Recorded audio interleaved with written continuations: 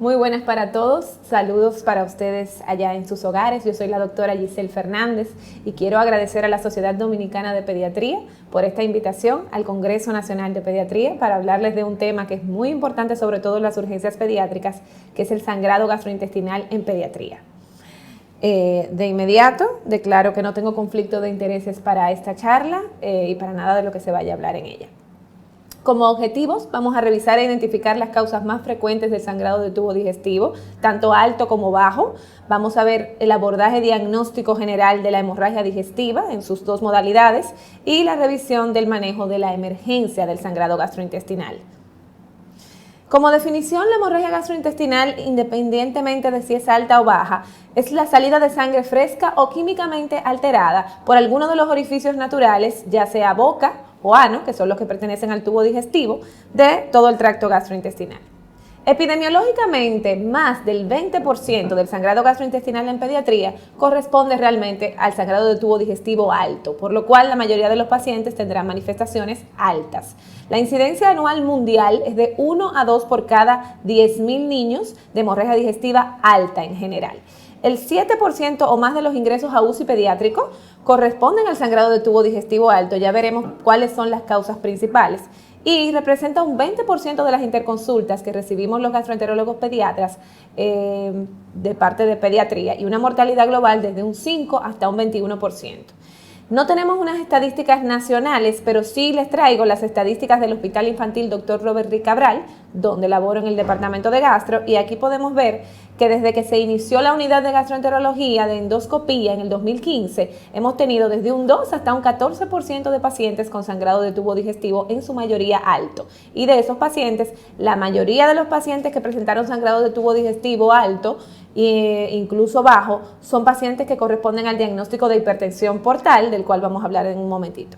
Como definición, se considera el sangrado de tubo digestivo en dos modalidades, ya sea alto o sea bajo, y esto se hace desde la estructura anatómica del ligamento de Treis. Todos los sangrados que se presentan por encima del ligamento de Treis se consideran sangrados gastrointestinales altos y por debajo de este segmento se consideran bajos. Sin embargo, podemos tener sangrados gastrointestinales bajos o altos, mejor dicho, que la sangre pase de manera muy rápida y puedan simular un sangrado gastrointestinal bajo a pesar de que son altos.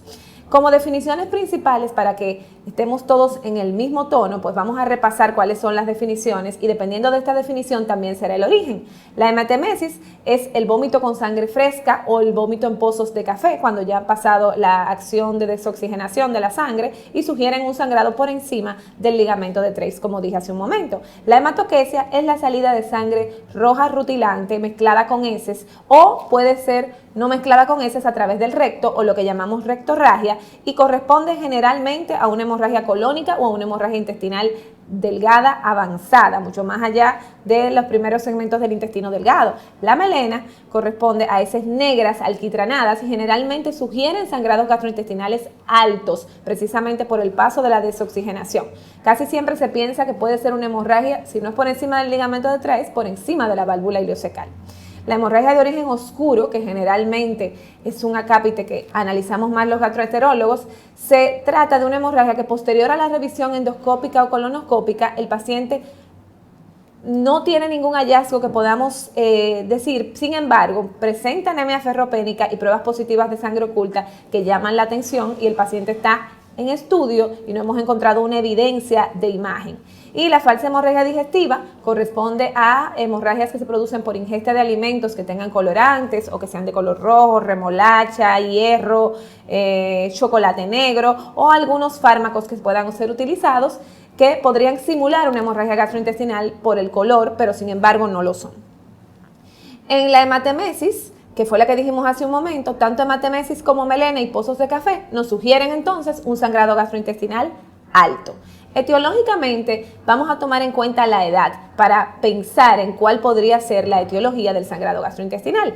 En los neonatos, una de las principales que hay que tomar en cuenta es la sangre materna digerida que pueden tener durante el paso a través del canal del parto o también cuando ellos succionan y hay alguna ruptura a nivel del pezón en las madres, podrían tener vómitos o expulsión por el ano de sangre ya digerida. También los pacientes que están ingresados en las unidades de UCI neonatal pueden hacer úlceras por estrés. La mayoría de ellos presenta sangrado por eso, y en esa edad también hay que tomar muy en cuenta si hay alguna deficiencia de vitamina K o de algún factor de coagulación que sea el que produzca el sangrado. En el caso de los lactantes, pongo ahí en colorcito rojo muy importante la úlcera por estrés o medicamentosa, que puede ser llevada a cabo por el uso de AINES, por el uso de antiinflamatorios, que aunque sean usados quizás 2 o 3 días o en pocas dosis, podrían producir una úlcera, y el desgarro de Mallory Weiss, que se produce después de varios episodios de vómitos. En los niños y adolescentes también es muy común el desgarro de Mallory Weiss, y por supuesto las úlceras por medicamentos y también la úlcera por infección por Helicobacter pylori, que no es lo más común,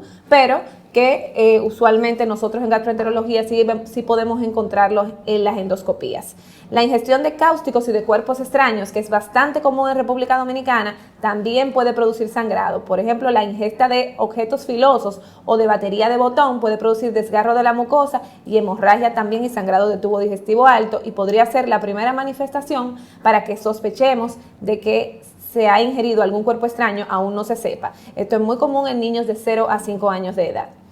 En cuanto a los otros orígenes en los neonatos y en los lactantes, la alergia a la proteína de leche de vaca, que tenemos que tomar en cuenta también, puede producir sangrado gastrointestinal tanto alto como bajo, porque puede producir una esofagitis erosiva y reflujo secundario a la alergia de la proteína de leche de vaca, y esto puede llevar a una hemorragia de tubo digestivo alto. Comúnmente produce casi siempre más común rectorragias y hematoquesia secundaria a la colitis o a la proctocolitis, que se produce por la reacción de alergia a la proteína de leche de vaca.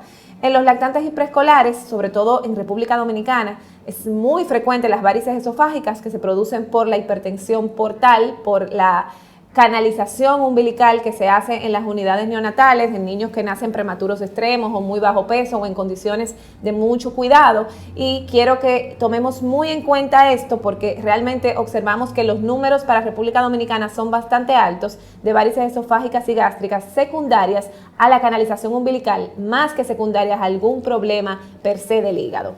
En los niños y adolescentes también las varices esofágicas y gástricas son bastante comunes, y las enfermedades inflamatorias intestinales. Otra cosa que podemos apreciar son úlceras a nivel de las anastomosis postquirúrgicas, que pueden presentar un paciente postquirúrgico, un sangrado que no se pueda encontrar en endoscopía o colonoscopía, y ser secundario a una úlcera en el lugar donde se realizó la anastomosis quirúrgica. Lo mismo que comentaba hace un momento con respecto al sangrado gastrointestinal alto, que decía que en República Dominicana tenemos números bastante altos de varices esofágicas, es lo que quiero mostrarle aquí. Esto es una fuente del archivo del Departamento de Gastroenterología del Hospital Infantil Robert Rick Cabral, es la tesis de la doctora Morillo y colaboradores, que me la cedió, y podemos observar que el 47% de las etiologías de sangrado gastrointestinal alto en nuestro departamento, en el Hospital Robert Rick Cabral, que es el hospital de referencia nacional, son las varices esofágicas. Luego le sigue la gastropatía erosiva, que puede ser medicamentosa, y como muy poquito, en un 1%, el Mallory Weiss, que es el desgarro post varios episodios de vómitos a nivel del esófago y del fundus. Si se dan cuenta, tenemos bastantes pacientes con varices esofágicas, y nuestra mayor cantidad de etiología, o sea, de sangrado, es relacionado a las varices esofágicas. Aquí les muestro lo mismo. La mayoría de los pacientes con varices esofágicas y con sangrado como antecedente patológico, pues ¿qué tienen? Precisamente canalización umbilical. Un 46% de los pacientes que llegaron con sangrado gastrointestinal en este periodo, que fue una revisión retrospectiva de varios años, llegaron precisamente con el antecedente de que habían tenido canalización umbilical. El otro grupo que quiero que tomen en cuenta es la ingesta de fármacos, con un 17%. Hemos tenido pacientes que han tomado diclofenac o aspirina en 2 o 3 ocasiones nada más, y han presentado eventos de sangrado que los llevan a anemizarse hasta 4 y 3 de hemoglobina, han requerido transfusiones y posteriormente han requerido revisión endoscópica cuando se estabilizan, donde encontramos úlceras y erosiones, y los pacientes tienen una historia bizarra de 2 o 3 dosis de medicación y otros completamente negados. Este es un estudio que me llamó mucho la atención y que quise que ustedes lo vieran, porque en él se puede apreciar que fue un estudio en Italia donde todos estos niños presentaron sangrado gastrointestinal por la ingesta precisamente de AINES o de antiinflamatorios no esteroideos, y la mayoría de ellos, aparte de eso, tenían otras medicaciones que son muy gastrolesivas, como los corticosteroides, los antibióticos que también pueden ser gastrolesivos y combinados con acetaminofén también podrían ser muy gastrolesivos. O sea que debemos tomar en cuenta cuando estemos medicando a nuestros pacientes, usar protector gástrico si estamos usando esteroides por muchos días o si estamos utilizando AINES de una manera muy continua, porque podrían producir un evento de sangrado gastrointestinal, aunque no sea súper frecuente. En cuanto a la etiología del sangrado de tubo digestivo bajo, ya dejamos claro que la hematoquesia o rectorragia representa precisamente el sangrado de tubo digestivo bajo. Las infecciosas son las número 1, tenemos disenterías amebianas o disenterías parasitarias, que son las primeras que producen evacuaciones diarreicas acompañadas de sangre. Está la alergia a la proteína de la leche de vaca y la alergia alimentaria múltiple, que produce colitis eosinofílica y sangrado también. Está la constipación, que después de la infecciosa yo diría que es en el orden prácticamente la segunda más frecuente, porque se producen fisuras anales, la mayoría de muchos de los sangrados en pequeña cantidad, sin diarrea y en el papel de baño o en el baño pueden ser secundarios a constipación. Y los pólipos, que es una de las causas más frecuentes en los niños, son pólipos inflamatorios, no son pólipos malignos, pero pueden producir sangrado y el tratamiento es la resección endoscópica de los pólipos y con eso desaparecen los eventos de sangrado. En los neonatos, pues la enterocolitis necrosante. En los adolescentes y también en niños en presentación muy temprana, tenemos la enfermedad inflamatoria intestinal como una de las causas principales de sangrado gastrointestinal bajo, porque produce un sangrado rojo rutilante abundante por las erosiones y ulceraciones que se producen a nivel del colon y a nivel del intestino delgado. Tomando en cuenta que el Crohn podría afectar incluso desde el esófago, estómago, duodeno y también pudiera ser un sangrado gastrointestinal alto. Los casos quirúrgicos está el divertículo de Meckel, que es bastante frecuente, la duplicación intestinal y los divertículos colónicos son bastante raros en pediatría y muy difíciles de encontrar. Estas son algunas de las causas que son raras, simplemente para que las tomen en cuenta y sepan que existen. Generalmente son malformaciones vasculares, intelangiectasias y algunos síndromes como el de nevo azul gomoso. Y nuevamente menciono ahí las úlceras que tienen que ver con las zonas de anastomosis, pero son realmente más raras. Fisiopatológicamente, lo más importante para diagnosticar un sangrado gastrointestinal alto siempre será pues una buena historia clínica donde detectemos cuál es la condición patológica subyacente, si existe. En el caso de los pacientes hepatópatas y aquellos que fueron canalizados umbilical o fueron prematuros, que quizás los padres no saben que fueron canalizados de forma umbilical, pues realmente por los antecedentes de la prematurez y el ingreso a UCIN podríamos guiarnos bastante y llegar a la conclusión de que hubo probablemente una canalización umbilical y luego corroborarlo con la endoscopía cuando ésta se realice. Hay lesiones congénitas o hereditarias, como ya ustedes vieron, el uso de fármacos y también es importante revisar el uso de signos de abuso físico que puedan ser como causas extraintestinales la causa del sangrado. Entre las lesiones mucosas que podemos tener como sangrado puede estar la esofagitis ulcerada, que la mencioné hace un momento. En los medicamentos, importante tomar en cuenta los antiinflamatorios no esteroideos, que lo he repetido en diversas ocasiones para que no se nos olvide. Los esteroides, que son sumamente gastrolesivos, o sea, usar una semana de esteroide puede producir gastropatía erosiva, puede producir erosiones en el cuerpo gástrico y puede producir incluso una úlcera, o sea que hay que tomarla en cuenta realmente. Y los pacientes que tienen problemas, enfermedades reumatológicas y enfermedades como la insuficiencia renal crónica, que tienen una gastropatía secundaria al acúmulo de tóxicos y que también pueden hacer úlceras y sangrados. Entre los pacientes que vuelvo a mencionar están los de hipertensión portal, que son aquellos pacientes con alteración y degeneración de la vena porta, ya sea por trombosis o ya sea porque tienen un problema per se en el hígado, y de esos pacientes, pues como ya les comenté, la mayoría en República Dominicana son los pacientes que han sido canalizados de forma umbilical y que tienen una trombosis de la vena porta o prehepática, no porque tienen un problema per se en el hígado. En cuanto a la enfermedad inflamatoria intestinal, pues hay que tomar en cuenta si esta es la autoinmune, si es infecciosa, si es alérgica. Las dos principales que conocemos son el Crohn y la colitis ulcerativa, que como les dije hace un rato, pueden producir eventos de sangrado en todo el tracto gastrointestinal en el caso del Crohn, y en las colitis ulcerativas, sobre todo en ilion terminal ciego y en el colon. Aquí les muestro algunas imágenes de lo que vemos en la práctica. Esto es una endoscopía de una esofagitis medicamentosa. La parte de abajo podemos ver el desgarro de Mallory Weiss, si ustedes se dan cuenta, se produce prácticamente en la unión gastroesofágica y es secundaria al esfuerzo del vómito en variadas ocasiones, que termina produciendo un desgarro de la unión esofagogástrica y del fundus. Aquí vemos una lesión vascular, que es una lesión de Dieulafoy. Yo no la mencioné hace un rato porque es bastante rara y es rarísima en niños. Es una alteración de un vaso vascular. Aquí hay unas úlceras gástricas que ya están en cicatrización. Estas son úlceras duodenales también, que fueron tintadas, y este es un pólipo gástrico, exactamente así se ve también el pólipo de colon. Aquí están las varices esofágicas, son varices esofágicas de grado importante que podrían sangrar en cualquier momento. Incluso aquí podemos ver algunas manchas hematoquísticas que no son más que hematomas o signos de sangrado reciente o de que va a sangrar. Si se dan cuenta, este es el esófago, debería ser así normalmente, y estas son las varices que se ven ingurgitadas, tal y como se podrían ver en las varices también de insuficiencia vascular periférica. Este es un pólipo, pero a nivel colónico, que extrajimos por colonoscopía. Si se dan cuenta, a veces las madres lo ven porque pueden salir, pueden estar muy cerca. Casi siempre los pólipos en los niños están bastante cerca del ano y de la salida.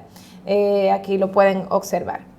Las fisuras anales siempre tenemos que tomarlas en cuenta. Y este es el caso de una niña de 9 años que debutó con un sangrado, sin dolor abdominal, sin diarrea, básicamente sangrado y transfusiones, y es una niña con una colitis ulcerativa. Es importante que diferenciemos entre la hemorragia gastrointestinal alta y la baja, sobre todo por la historia clínica y por la característica de las evacuaciones. Generalmente la hemorragia gastrointestinal baja no tiene datos de choque y generalmente ni siquiera requiere un ingreso o transfusiones sanguíneas. Cuando estamos evaluando al paciente, si tenemos un paciente con datos de choque, con alteración de la frecuencia cardíaca, de la diuresis, del llenado capilar, entonces tenemos que pasar a todo lo que es monitorización del paciente y obviamente las cargas respectivas y la reposición con concentrados de eritrocitos en el caso necesario. Es importante que tengamos un hematócrito y una hemoglobina inicial. Es lo primero después de hacer una buena historia clínica y un buen examen físico que tenemos que hacer para poder determinar qué es lo que tenemos que reponer. Colocar una sonda nasogástrica para cuantificar si hay sangrado alto y ver si hay evidencia, cuantificar o estimar si hay sangrado en las evacuaciones, monitorizar al paciente y obviamente, si es necesario, pues llevar a la unidad de cuidados intensivos para una monitorización estrecha. Pero lo primero debe ser hacer una buena historia clínica, colocar una sonda nasogástrica para evidenciar el sangrado y una buena revisión del paciente, de su frecuencia cardíaca, su tensión arterial, su llenado capilar. ¿Qué somos sin la historia clínica? Nada. Y es lo mismo, aún estemos trabajando con el paciente en la unidad de emergencia, de urgencias o en el intensivo y todo tenga que ser muy rápido, hay que hacer la historia clínica en medio de toda la actividad que tenemos que hacer para poder saber qué es lo que sigue. Los otros serán el examen físico y los estudios complementarios.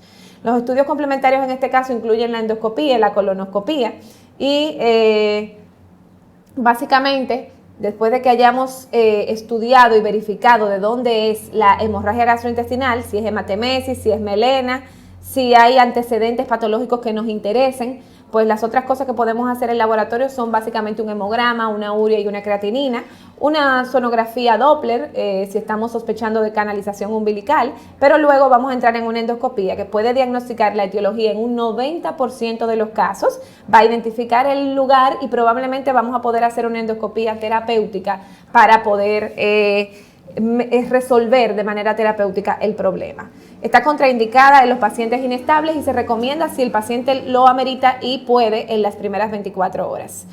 Esto es un diagrama muy rapidito. Si tenemos un paciente con hematemesis y el paciente tiene estabilidad hemodinámica, pues debemos considerar la endoscopía e identificar la zona. Si no identificamos la zona de sangrado, pues deberíamos valorar si hacemos una colonoscopía o lo que nosotros llamamos una videocápsula endoscópica, que es otro estudio que se hace utilizando una píldora que les voy a enseñar ahora, que se coloca en el niño, al estómago o al duodeno y que va haciendo fotos y visualizando todos los lugares. En cuanto al sangrado de tubo digestivo bajo, si el paciente presenta hematoquesia e identificamos la causa, no tendremos que pasar a una colonoscopía, podría ser una alergia a la proteína de leche de vaca, pero si el paciente no tiene identificación, tendríamos que hacer una colonoscopía, aparte de la endoscopía alta. Y en el caso de la melena, el ideal sería que hiciéramos una endoscopía con colonoscopía o una endoscopía alta si sospechamos que es completamente alto. Si no hay identificación endoscópica, pasamos a la videocápsula que mencionaba hace un momento. Podemos hacer también, si el sangrado está activo, una gammagrafía buscando mucosa ectópica gástrica o divertículo de Meckel, o una angioresonancia magnética o angiotac. Este es el dispositivo de la videocápsula endoscópica. Puede ser eso o puede ser lo que nosotros llamamos una enteroscopía de doble balón, que es un estudio endoscópico donde se pasa más allá del duodeno y se sigue introduciendo el tubo endoscópico para encontrar lugares en intestino delgado. Pero esta es una forma menos agresiva de saberlo. Este es un paciente de 15 años que llegó en 2 ocasiones por sangrado de tubo digestivo alto con 3 de hemoglobina, ha requerido ser transfundido en 3 ocasiones. En la endoscopía alta nunca apareció la evidencia, a pesar de que tenía hematemesis y melena, de dónde fue el sangrado, y le hicimos una videocápsula endoscópica y si se dan cuenta pueden ver que lo que encontramos fue que tiene erosiones a nivel del yeyuno. En ese lugar fue donde encontramos los datos, porque incluso en la parte de arriba, cuando hicimos la endoscopía, no había evidencia ni siquiera de sangre cuando se hizo la endoscopía. En 2 ocasiones se revisó y no encontramos evidencias. El paciente tiene un Helicobacter pylori y aparentemente es el causante de las erosiones a nivel de yeyuno, y tenía unas úlceras cicatrizadas, pero que ya no estaban sangrando a nivel del bulbo duodenal, que parece que fue por donde inició el problema. En cuanto al tratamiento, lo primero es dejar en ayuno al paciente, colocar la sonda nasogástrica y no realizar lavados gástricos fríos. Ya eso no se utiliza.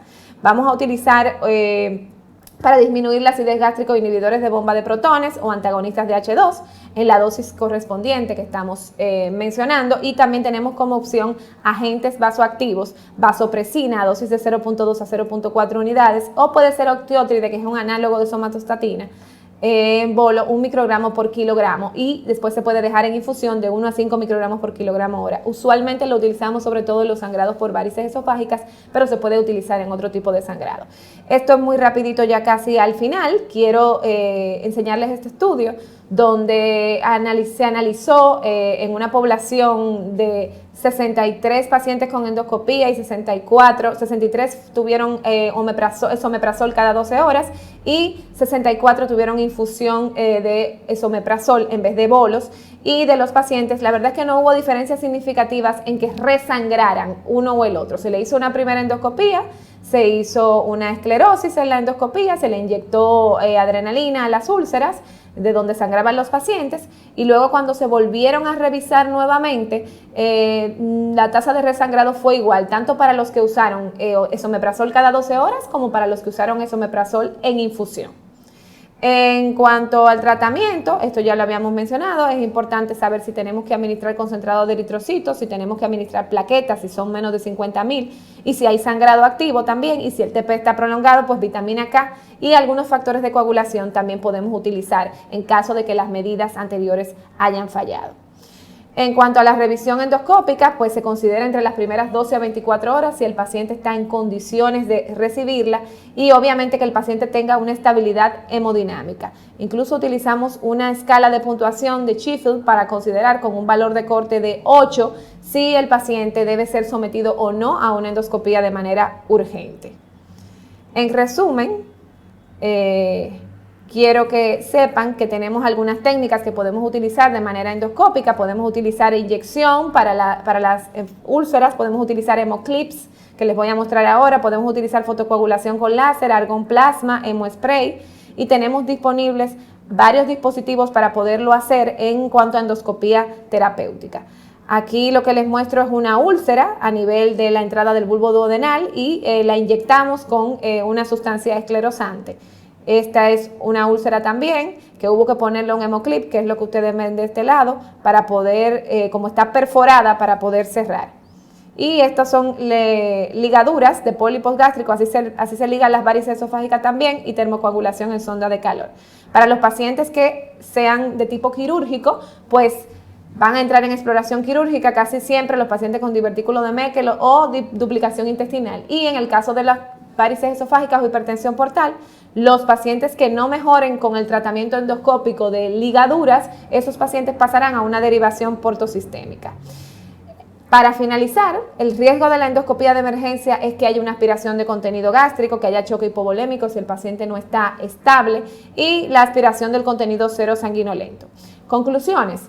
El adecuado reconocimiento de la severidad del sangrado es súper importante porque sentará el pronóstico de sobrevida de estos pacientes. El mal manejo preendoscópico y la decisión endoscópica se decide entre la urgencia pediátrica y el gastroenterólogo pediatra, y las decisiones incorrectas y no tomadas en el momento adecuado podrían aumentar la mortalidad. Tenemos pocos endoscopistas terapéuticos pediátricos, que es un problema que nos limita, por supuesto, y también tenemos poco acceso a equipamiento para pacientes pediátricos muy pequeños para controlar sangrados, que también es una limitante para nosotros como gastroenterólogos pediatras. Pero si ustedes hacen una buena identificación del paciente y estabilización del paciente y una buena historia clínica para el diagnóstico, eso va a mejorar el pronóstico de todos los pacientes. Quiero agradecerles su atención y, por supuesto, estoy abierta a las preguntas y a la discusión. Muchas gracias por la atención.